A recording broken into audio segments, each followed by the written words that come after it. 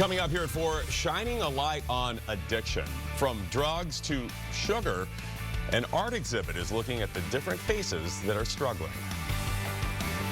You're watching the Fox 13 4 o'clock news.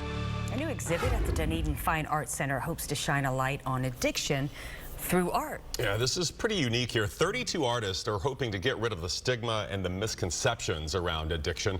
Fox 13 photojournalist Barry Wong showcases faces of addiction.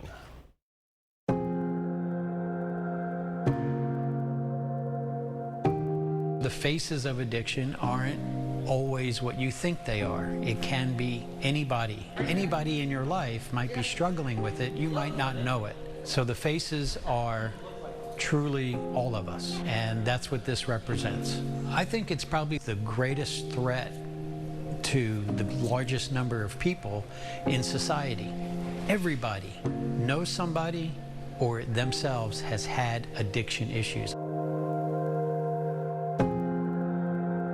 It really started with my brother. He suffered with addiction for his entire life. His daughter, my niece, followed a similar path. It got to be so much, this addiction in my life constantly, and I started carving heads.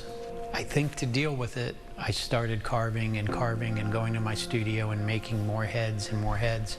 I handed them out to artists that were interested, and the goal was to return them back as a piece of art that represented their own honest interpretation of addiction. You're gonna see every type of addiction here. You're gonna see the hard ones, the opioids, alcohol abuse, but you're gonna see stories that with technology can be about sugar. We have one that's like a sugar addiction. We have one that is like electronics, which I think a greater number of people can actually relate to.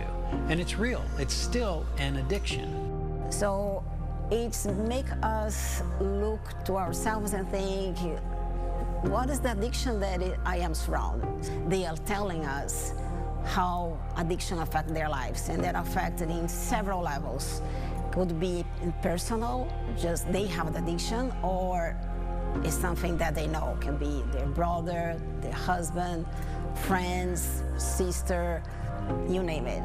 They were very emotional because they really represented a lot of people's pain, but it also represented a lot of these people's hopes, because a lot of these came back and people were in recovery.